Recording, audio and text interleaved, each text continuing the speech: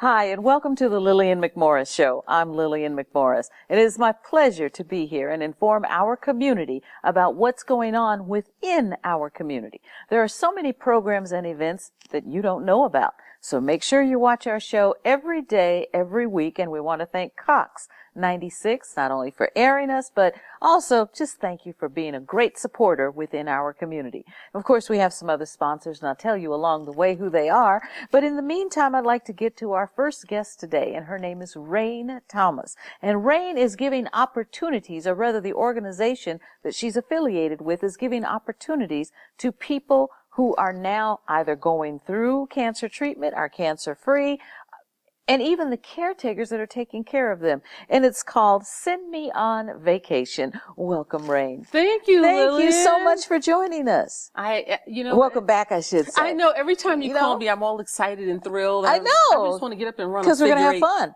This is the fun show. Because we're going to have fun. That's right. You're Vice President and Fundraising Director, Healing Your Mind, Body, and Spirit After Breast Cancer. Absolutely. Started by the wonderful Kathy and Jean Backus. Her best friend, two-time cancer survivor, and she wanted to do something different. Wow. And so creating this organization, which is grassroots, 4 years old, to send breast cancer survivors in need and their families on a 1-week vacation to heal their mind, body, and spirit. And I love it. It says, Send Me on Vacation creates a platform for cancer survivors where those in need, devastated by the cost of treatment, receive the opportunity to integrate the process of emotional healing into their holistic recovery plan to optimum health. I love it. You said it so eloquently. I just love it. You put it all in a nutshell. This interview is over. Thank you, Lily. I'm done. So how does one become a part of Send Me on Vacation? Well, if you'd like to help, because we are volunteer-based, you can go to sendmeonvacation.org, which I'm sure you'll reiterate. I got that one. But just call us. We can always use help. We are global. That's our goal, teaching communities. So anywhere in the country, if you have something to donate, whether it be travel, a room, a home, prizes, stuff that we can, because all the money stays in the community where we raise it. Okay. So that's powerful for us. Now, tell me a couple of things that you've done in various communities. Well, we just got back from Cancun, and Kathy presented to 9 women there. And it was that they had, cancer leaves you destitute. Correct. And this was wonderful for these women. A lot of times these women go far away from home to get treatment, and they can't be with their families. So that was just amazing. And the other one, we have so many. Oh, we did a Project Mermaid, where I want to hear about that one because you said bringing out the inner beauty. Absolutely. After cancer. As a breast cancer survivor myself, 3.5 years, it takes a toll on you. And if you were having issues with your beauty before, nothing makes you have issues like that after. Right. And bringing these women together and having professional photographers and makeup artists turn them into a mermaid. Wow. And we are going to be in a coffee table book because Project Mermaid is putting it out at the end of the year. Isn't that wonderful? Oh, yeah. All 6'3" of me is going to be a mermaid. 6'3". When did you get to be 6'3"? Don't play. Don't. Now, we said we weren't going to do this. Okay, I'm sorry, 6'2.5". Oh, gosh. Don't hate. Okay, my director, Teresa Goss, and I'm letting you know, she told us to be good and stay on track because we start laughing and we'll be somewhere over here. So let's get back on track so we don't get in trouble. Yes, ma'am. Send Me on Vacation. Yes. I know we don't want to talk about the prunes because we'll go totally crazy on it. Yes, Send Me on Vacation. Send Me on Vacation. An amazing place. We have some great events coming up and fundraisers. Tell me about that poker tournament you've got in Orlando that's coming up. Our friend Todd Rogers of Track Results is every year he puts together a poker tournament.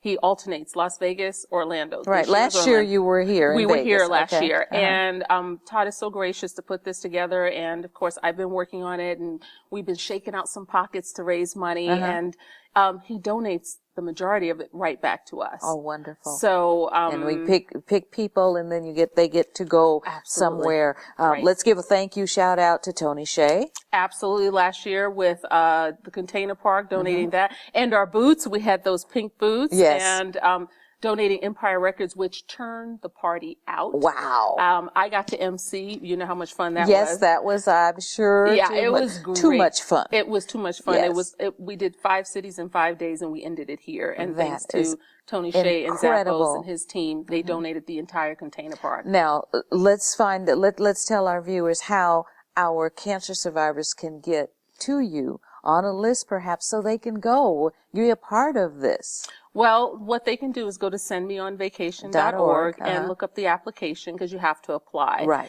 And we also align with medical facilities and hospitals in every city where we do a fundraiser. That way we know that it is someone in need that we're sending. Right, right. So we're currently working on aligning with a medical facility here. Right. I heard that through the grapevine. Oh, I think that grapevine is probably going to be a guest on our show. I think so. And so we won't say any We names. won't say anything yet, yeah. But I'm looking forward to that. This show has Container Park on it and the Grapevine on it, so we're going to be really good this show. Lillian, that's why I like you. It's called the putting it all together. That's I love right. it, absolutely. Right. And on behalf of everyone at Send Me on Vacation, I want to thank you for bringing this to our community. You are so welcome. I know Vegas sometimes can be a little disjointed when you don't know what's going on, and I've watched your shows, and this is great.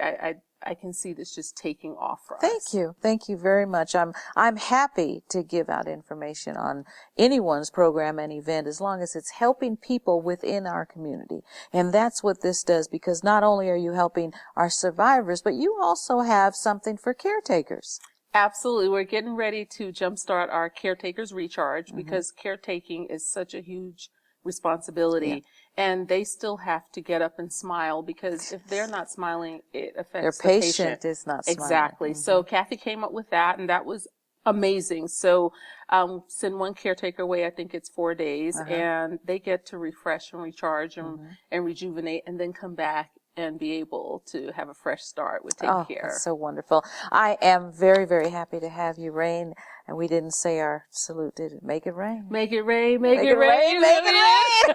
And I'm going to tell you a little story. We might go over a little bit, because when we got here today, she said, I went for another interview, and the gentleman said, make it rain. And what'd you tell him? I said, no, I'm sorry. Lillian has the goods to that. He said, who? I said, never mind. It's all yours. That's right. It's all mine. Make it rain. Rhayne Thomas is here, VP of Fundraising and Fundraising Director for Healing Your Mind, Body, and Spirit After Breast Cancer, in addition to caretakers being able to be healed and get some refreshment and go away. And Send Me on Vacation. I'm going to put 2 websites up for you at sendmeonvacation.org. And I also want you to go prunesaresexy.com. Where we inspire. And we inspire survivors there as well. Yes, this is all about survivors. Absolutely. This is all about being positive and laughing and healing. That's the whole platform is for. There's also a phone number, 702-277-9149. That's 702-277-9149. Thank you so much, Rhayne. You are impossible, but incredible. Thank you, Lillian. Incredible. It's always a blessing to be here with you. Thank you much. Thank you much. We're going to take a little break, and we will be right back with more smiles, more communication, more events, and more programs right here in our community.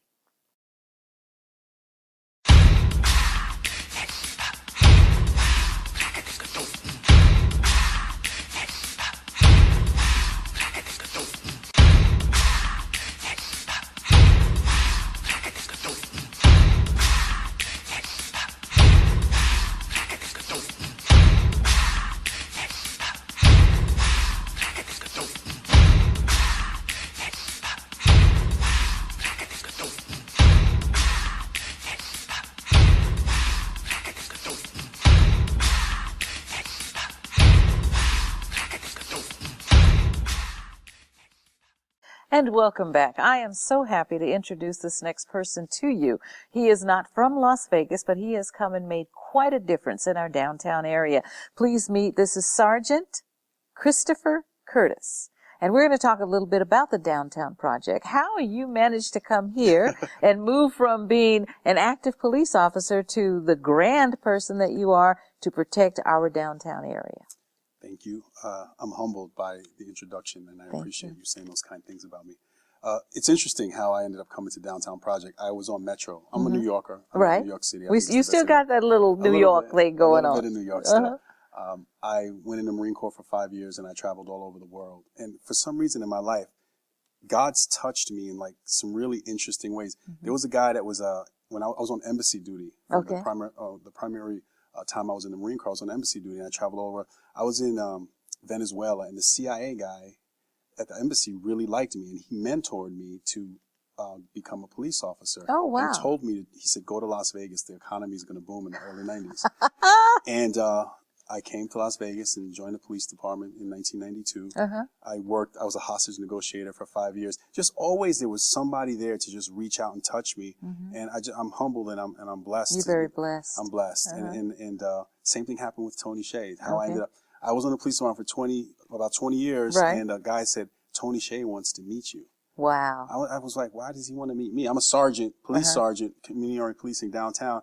Tony wants to meet me. And I met with Tony. He had actually seen me. And that's one lesson to people, I think, is that there's always someone kind of watching Absolutely. how you operate. That's right. And always operate with integrity. And that's one thing I say, and everyone can tell you, that you have to always carry yourself in a certain way because you don't know who's watching. Yes. And that doesn't mean that we're perfect. You know, No. I'm sure I had my stumbles. But and so I went and met with Tony, and he said to me this. He said, can you create a team of people that do what you do without arresting people? Very good. He was talking about, because this is when Downtown Project, the revitalization. Right, the revitalization first started. How can we affect crime without being physical or having a strong police or law enforcement presence? And it gave me the opportunity, so like one of those once in a lifetime opportunities. Correct. Where a billionaire says to you, hey, would you be willing to retire early and think about an idea to change, be an innovator? So I thought about it for like, I don't know, 2 seconds. And I was like, yes, I think I could do that. You know, I say that, but I actually left and I went and thought about it, prayed about it. And I came back and I was like, yeah, I want to do this. And I came up with like some crazy concept, and that the Rangers are people who you see downtown walking around giving directions and doing things. Right. Because the truth of the matter is, to affect crime, it doesn't require an arrest all the time. In fact, less of the time it requires an arrest. The presence of another person in a positive manner makes crime decrease, and the numbers show that. And that's the same thing we were talking with Captain Scott a couple weeks ago about having a presence within the community, and you all are taught to be forceful and use that tone of voice, which does not work if you're trying to maintain a positive level within the community. And very wise words, and that actually kind of leads me to something else, because there's two things that I focus on in retirement. One is safety, and two is the relationships between the community and police. Yes. How do we improve upon what's going on right now? Because right now I think it's the worst that it's ever been in regards to how police are viewed by the community. It's rough. It is. It's very rough. I'm on the Sheriff's Advisory Committee, and that is one of the things that we're focusing on, is police in the community, policing the community in a more positive way, finding out the community needs and letting the police maybe be there, but not in an active, aggressive mode. Well, I'll tell you something that's really interesting is that I created a class. It's entitled Human. Human. And it is police officers and members of the community sitting together and learning side by side. I'm teaching an iteration of it at UNLV. I pitched it to UNLV, and so in May, I'll be teaching the first segment of it. Well, we want to invite you to come back and talk to us about that, because I think that is an excellent idea. In the meantime, let's talk about what you've got right there. A 7-second black belt. So this is a gift for you. This is a copy of my book, 7-Second Black Belt. This is actually the book, because I'm teaching this class at UNLV. I'd like to give that to you. Thank you so much. I appreciate it. And thank you for all that you do. I read about it online, and I am very, very happy to have a copy of it, but let's talk about it. 7-Second Black Belt. So the concept is, when it comes to your own personal safety, awareness and cognition are more important than any weapon that you can have. Because if a criminal were to come up to you and say, in 7 seconds, I'm going to take your cell phone, you would do something about it. You go on the other. But let me tell you that they do say it, but they do it with body language. Okay. I studied body language all over the world, and I watch videos, hours and hours of videos, and I see that criminal behavior, precursor behavior, is almost always the same. The same. So this book, I took 77 real police scenarios that I've either encountered or read the police reports, and I give you the opportunity to read the book and say, what would you do if presented in this scenario? When you think about that and process in your mind ways that you would handle being involved in a critical incident, you're already much more prepared than the average person. Okay. And being a trained observer as a policeman, as working with the CIA, as working all the things that you've done, you've shared all of those things with us as a regular, normal, everyday person. Yes. Okay. That's and right. how to observe around you. And you don't even think about it, but you're doing it. You're absolutely doing it. I teach that there are 3 conditions that a person is in. First condition is zone. Where we're zoned out, we're on our cell phone, we're not really paying attention, we're reading. That's when criminals pounce. Right. The second condition is track. That means that there's a stimuli that your body detects, and either you look at it and address it if you think it's a threat, or you decide that it's not a threat and you get back to what you're doing. And the third condition is on. And that's either instinctual or a thought out process. Okay. So on is that, okay, that person just walked in the room. I'm detecting it now. I'm going to watch them. That is the cleaning person, so I can get back to what I'm doing. Right. Or that person has a machete.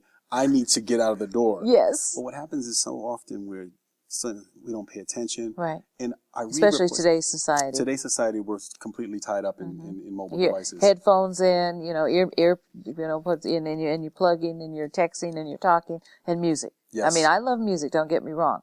But how do you're totally zoned out on your phone and music. You don't hear or see your surroundings. On May 9th, I'm teaching the 7-second black belt class. In fact, I show a few videos, and it's very sad because some of the videos I show are women who are either jogging or walking down the street. They have both earbuds in the ears or on the phone before the attacker comes.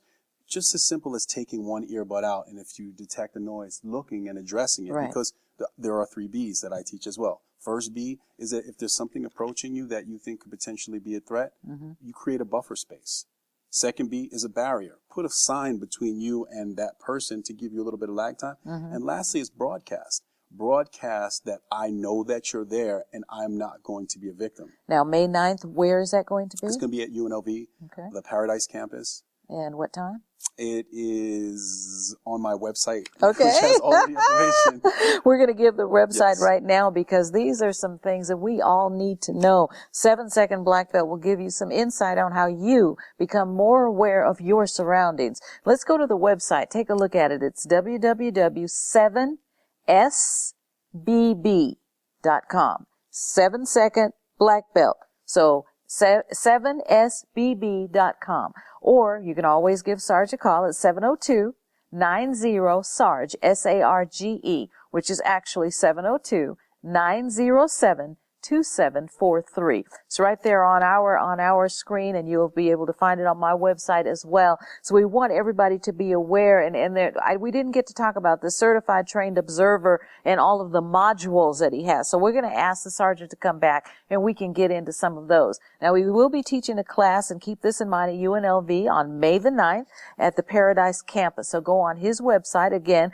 www.7sbb.com. for more information. Thank you so much. Thank you. We appreciate you coming and sharing. Thank you so much for your book, and I will be reading it. We'll take a little break, and we'll be right back. The Lillian McMorris Show is produced by Tego and Associates Productions. Multi-camera shoots, either in our studio or on location.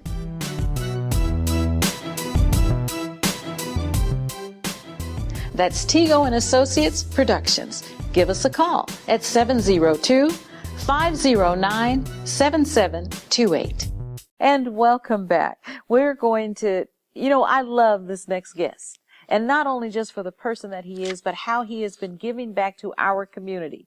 Volunteers in Medicine was started by a group of volunteers that wanted to make sure that medical care was available for all families and everyone right here in Southern Nevada. And that was back in 2008.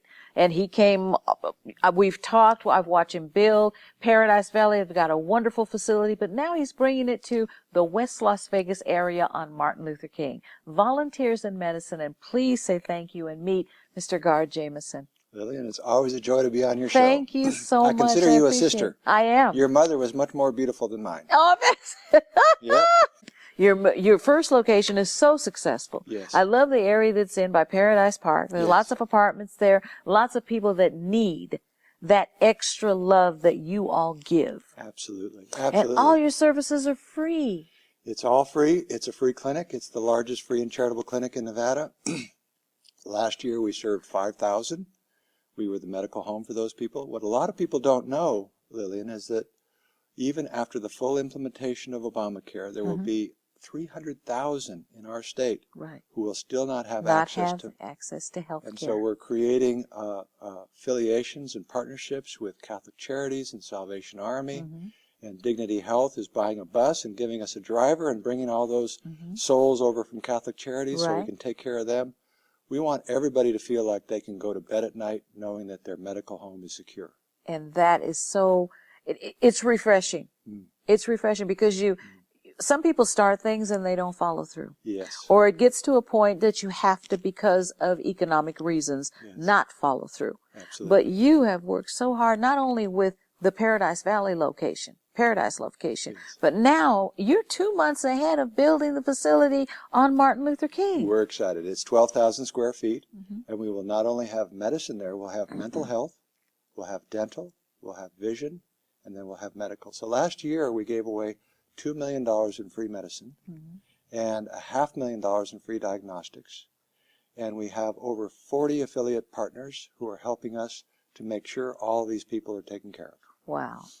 Now, I know I'm part of your outreach to make sure that You people are. know You that are. it's there, Yes. and when it's open, what facilities are there, even down to the little thing that nobody thinks about. If you have a prescription, Right. as long as it's not a Narcotic. think of the word, the narcotic, Yes. then it can be filled for free Absolutely. at Volunteers in Medicine When facility. people walk through our doors, if they have diabetes, we make sure they get right onto their insulin. And we tell them so long as they have no access, we are going to take care of their insulin needs for the rest of their life. My gosh. So it's really my wife who's the angel here. Yes. And And her story is she grew up and did not have what we have. She didn't have health care. She didn't have food, water. She didn't have the necessities of life. Exactly. And God blessed her. Exactly. And to there was a get doctor where she is. who came into their life and said, I'm going to take care of you. And so my dear wife said, I'm going to pay this forward. And so when the opportunity emerged in 2008, during the middle of the recession, we said, this is the moment, and we started. And I so love it. since that time, we have 450 volunteers.